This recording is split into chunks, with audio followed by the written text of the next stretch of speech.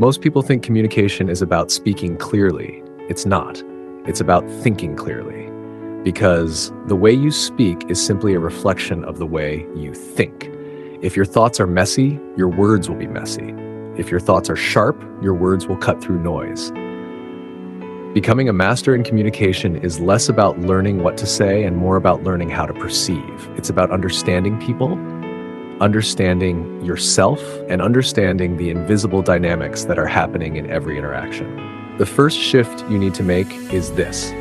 Stop trying to impress and start trying to understand. Most people enter conversations with one hidden goal: to look smart, confident, interesting, dominant. But the moment your focus is on yourself, you stop truly listening. And when you stop listening, you stop communicating. Real communication begins with presence.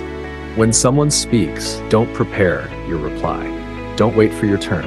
Don't scan for something clever to say. Just listen. Listen to the words. Listen to the tone. Listen to what is not being said. Master communicators don't just hear sentences, they hear emotions. If you can accurately identify what someone is feeling, you already have an advantage. Because people don't respond to logic first. They respond to emotion first and justify with logic later. If someone feels understood, they relax. When they relax, they trust. And trust is the currency of communication. The second principle is clarity. Most misunderstandings happen not because people disagree, but because they are vague. Vague words create vague images in the mind. If you want to become powerful in communication, train yourself to speak in specifics. Instead of saying, "I'm busy," say, "I'm working on finishing this project by Friday." Instead of saying, "That didn't go well," and I'll say, "We missed the deadline because we didn't clarify responsibilities." Specific language builds authority. It signals that you think precisely. And precision creates confidence, both in you and in the person listening. The third principle is emotional regulation. If you cannot control your emotional state, your communication will control you. The moment you feel attacked, criticized, or misunderstood, your body shifts into defense mode. Your voice changes.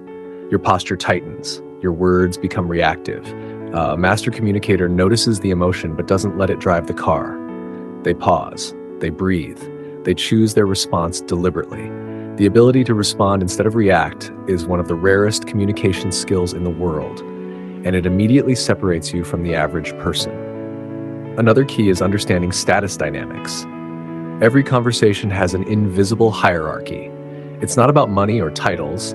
It's about perceived confidence and certainty. If you constantly seek approval, speak too quickly, apologize unnecessarily, or over-explain yourself, you unconsciously lower your perceived status. On the other hand, when you speak calmly, pause comfortably, maintain steady eye contact, and are not afraid of silence, people perceive you as grounded. Silence, used correctly, is one of the most powerful communication tools. Most people rush to fill it because silence feels uncomfortable. But if you can hold it, you create psychological space, and space creates gravity. Questions are another weapon. The person asking the questions controls the direction of the conversation. But not all questions are equal. Closed questions limit. Open questions expand. Instead of asking, "Did you like it?" ask, "What stood out to you?" Instead of asking, "Are you upset?" ask, "How are you feeling about what happened?" Good questions make people think. Great questions make people reflect. And when someone reflects, they associate that depth with you. You also need to master storytelling. Facts inform. Stories move. If you want your ideas to stick, wrap them in narratives. The human brain remembers stories far better than raw data. When you share a personal experience, a lesson learned, or even a simple analogy, you activate imagination. And imagination creates engagement. But storytelling isn't about talking more, it's about structure. A good story has tension, conflict, and resolution. It has a clear point. If your story doesn't serve a purpose, it becomes noise.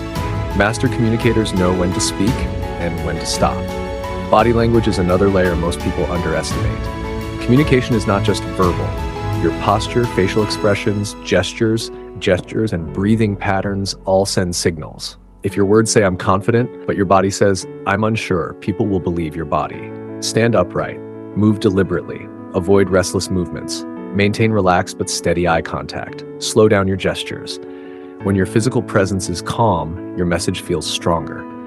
Tone of voice might matter even more than the words themselves. A steady, slightly slower pace projects confidence. Speaking too fast often signals nervousness. Speaking too softly signals uncertainty.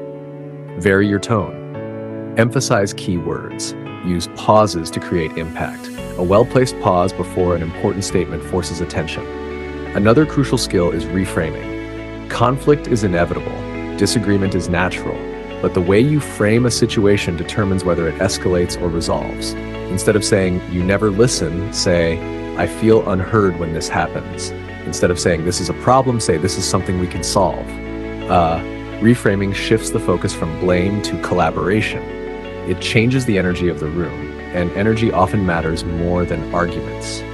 Now here's something most people don't talk about: self-image. The way you see yourself determines how you communicate.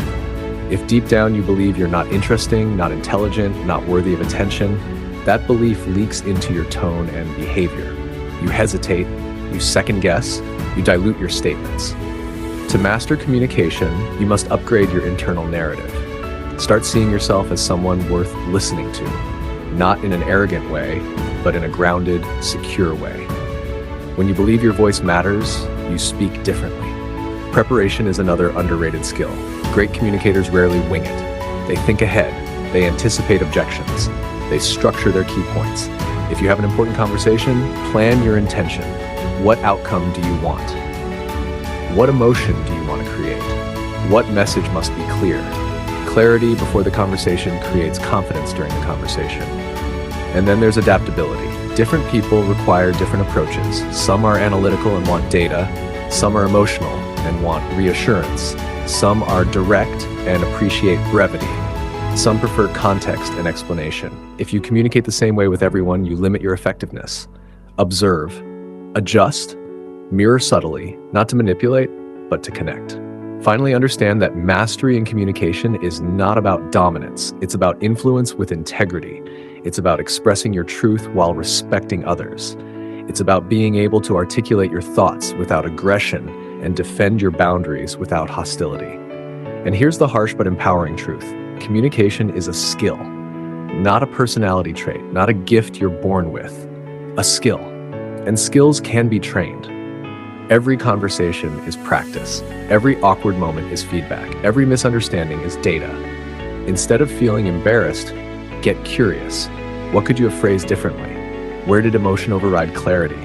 Where did you assume instead of ask? The people who become masters are not the ones who never fail socially. They are the ones who observe themselves relentlessly. They refine, they adjust, they improve. If you commit to listening deeply, speaking clearly, regulating your emotions, understanding human psychology, and practicing intentionally, your communication will transform. And when your communication transforms, your relationships transform, your opportunities expand, your leadership strengthens. Because in the end, communication is not just about words, it is about connection. And the person who can create connection consistently holds a quiet kind of power that the world always responds to.